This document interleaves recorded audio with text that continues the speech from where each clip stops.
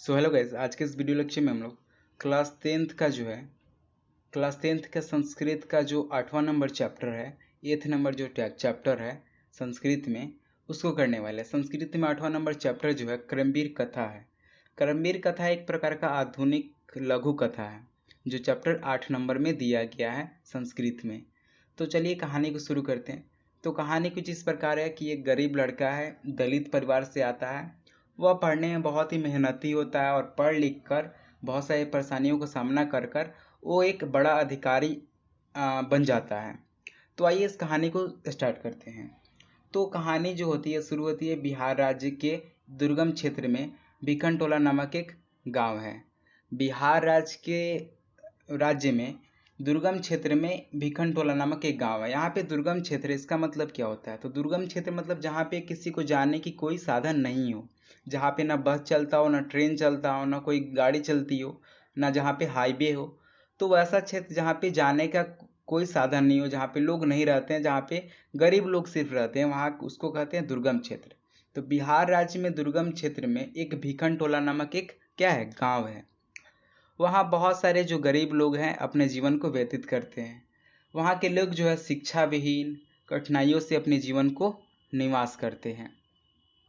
उन सबों में एक व्यक्ति का परिवार है, उन सभी में एक व्यक्ति का परिवार है जो गांव से बाहर कुटिया में निवास करता है, जो गांव से बाहर एक कुटिया बनाकर वहाँ पे जीवन जीता है। कुटिया जो है, यानी कुटिया बोले तो झोपड़ी। झोपड़ी तो आप लोग देखी ही होगी, मतलब एक लकड़ी का घर मान सकते हैं।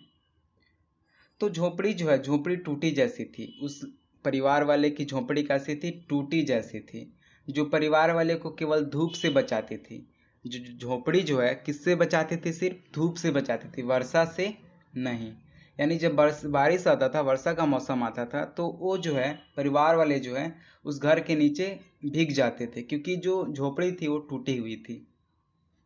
परिवार में स्वयं मालिक, उसकी पत्नी और पुत्र और छोटी बेटी थी। परिवार में कितने लोग रहते थे? तो एक खुद मालिक रहता था और उसकी पत्नी रहती थी और उसका पुत्र और एक छोटा बेटी रहती थी।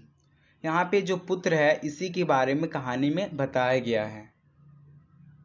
चलिए, उस गांव में एक कोस मात्र, उस गांव से एक कोस दूरी पर मात्र प्राथमिक विद्यालय सरकार द्वारा स्थापित की गई थी।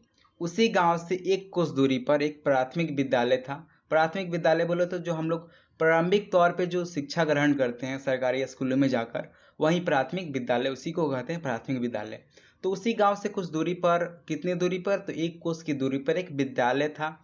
एक विद्यालय था और जो सरकार द्वारा चलाया जा रहा था। और विद्यालय का नाम क्या था? प्राथमिक विद्यालय। चलिए, वहाँ एक नवीन शिक्षक वाले, एक नवीन विचार वाले शिक्षक भिखनटोला को देखने आए। तो भिखनटोला में एक शिक्षक आए जो नवीन विचार के थे। नवीन विचार मतलब नए विचार के थे। किसको देखने आए? भिखनटोला को देखने आए। उस शिक्षक ने एक दलित बालक को देखकर प्रभावित हो गए।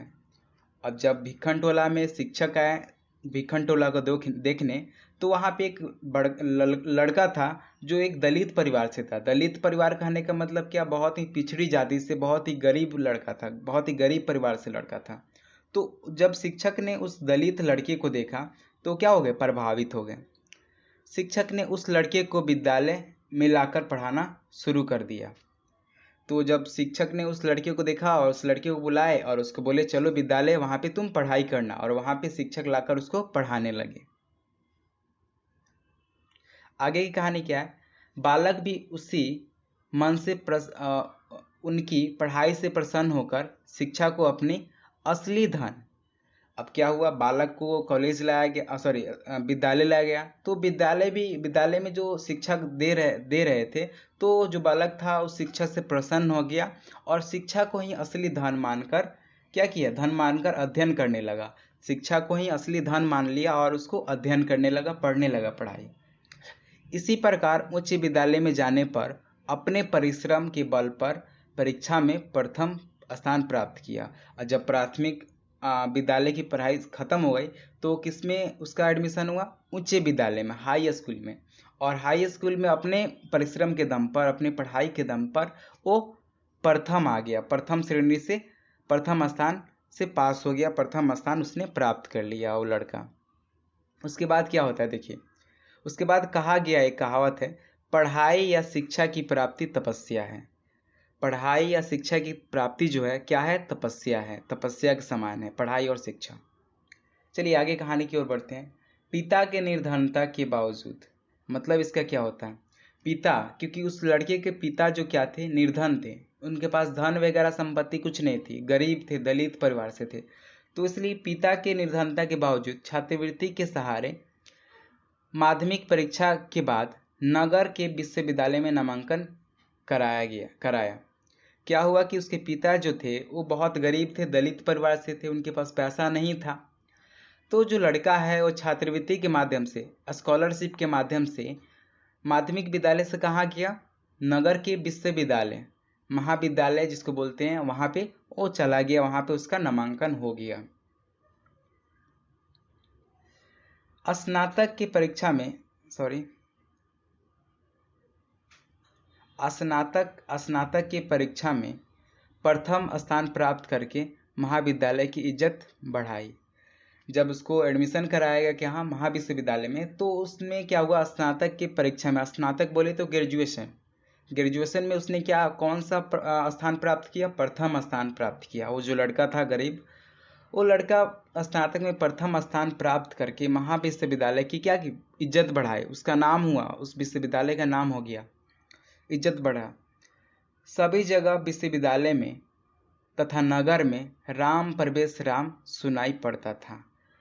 सभी जगहों पर, या तो नगर में, शहर में सुने, नहीं तो विश्वविद्यालय में जाए, वहाँ पे सभी जगह पे किसका नाम सुनाई पड़ता था? सिर्फ राम प्रवेश राम। अब यहाँ पे एक चीज़ है कि जो लड़का शुरू से जिसका नाम नहीं बताया गया था, जो पढ़ने में तेज था, जो प्रथम स्थान प्राप्त किया स्नातक में, उसका नाम क्या है? उसका नाम है राम प्रवेश राम। याद रखिए, नाम क्या है? राम प्रवेश राम। तो जो राम प्रवेश राम जो है, स्नातक की परीक्षा में प्रथम स्थान प्राप्त किया था, जिसके कारण उसका नाम जो है कॉलेज में, शहर में, सभी जगह गूंजने लगा, उसका नाम सभी लोग लेने लगे। उसके बाद क्या है? पिता को कोई नहीं जानते, मतलब क्या था? पिता उसके क्या थे? निर्धन थे, गरीब थे, तो उसको कोई नहीं जानता था। लेकिन जो लड़का जो है पढ़ा लिखा और विश्वविद्यालय में उसने स्नातक में प्रथम स्थान प्राप्त किया, जिसके कारण उस पिता को लोग जानने लगे। और किस नाम से जानने लगे? विद्यापुत्र के नाम से उसका पिता जो है प्रसिद्ध हो गया। आगे की कहानी क्या है?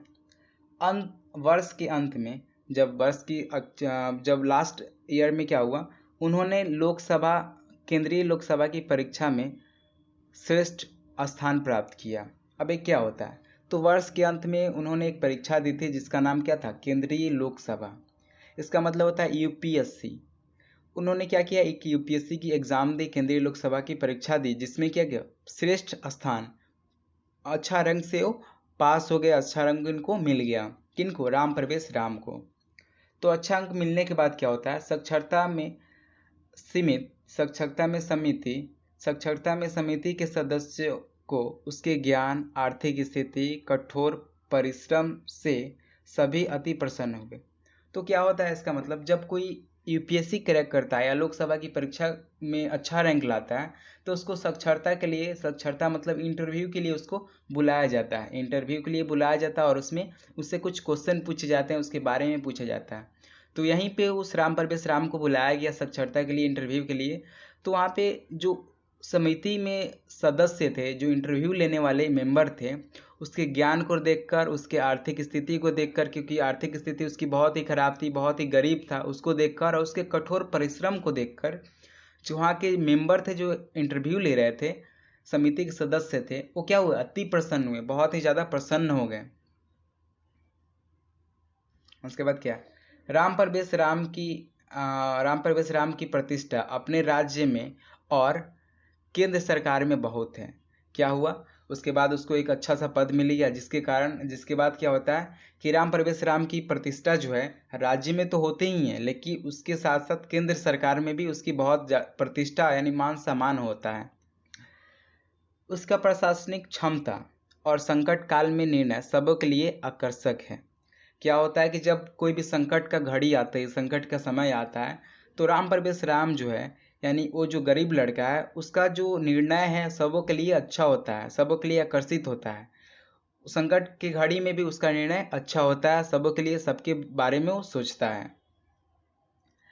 अवश्य करमवीर। अब यहाँ पे करमवीर कहने का मतलब क्या? करमवीर मतलब वही राम परवेश राम। करमवीर यानी राम परवेश राम। आपसे कोई पूछे कि करमवीर किसको कहा जाता है, तो राम परवेश राम को ही करमवीर कहते हैं। तो यह करमवीर बाधाओं को पार कर प्रशासन क्षेत्र में लोकप्रिय हो गए। करमवीर बाधाओं को यानी इनके जो आर्थिक स्थिति थी उसको दूर कर, उसको हटाकर, और वो क्या बन गए, प्रशासन के क्षेत्र में लोकप्रिय हो गए। सब इनको प्यार करने लगे क्योंकि इनका जो निर्णय है वो बहुत ही सबके लिए आकर्षित है, सबके लिए है, सबको देखभाल ये करते हैं और सभी जो है प्रशासन व्यवस्था जो है अच्छे से चलाते हैं। लास्ट में एक चीज कहा गया है, सत्य कहा गया है, परिश्रमी व्यक्ति को ही लक्ष्मी की प्राप्ति होती है। क्या कहा गया, इसका मतलब क्या होता है? तो परिश्रमी व्यक्ति को ही, जो मेहनती व्यक्ति है, जो मेहनत करता है, उसी को क्या प्राप्ति होती है? लक्ष्मी की प्राप्ति होती है। लक्ष्मी मतलब धन की प्राप्ति होती है। जो परिश्रम करता है उसी को धन मिलता है। तो इस वीडियो में बस इतना ही था। ये चैप्टर है जो समाप्त हो गया। आई होप ये जो वीडियो है, लेक्चर है, आपको समझ में आया होगा। अगर इस स्टोरी को अपने जीवन में आप उतारते हैं तो बहुत ही इसके सहारे आपके जीवन में बहुत सारे चेंजेस आएंगे और इस पथ पे आप चलते हैं तो आप भी ऐसे ही बन सकते हैं। तो इसके लिए धन्यवाद, देखने के लिए धन्यवाद। अगर वीडियो अच्छा लगा है तो आप इसे लाइक कर दीजिए। अगर आपको अच्छा लगा है तो आप इसे वीडियो सेक्शन के नीचे जाकर आप कमेंट कर सकते हैं कि आपको वीडियो कैसा लगा है। तो थैंक यू।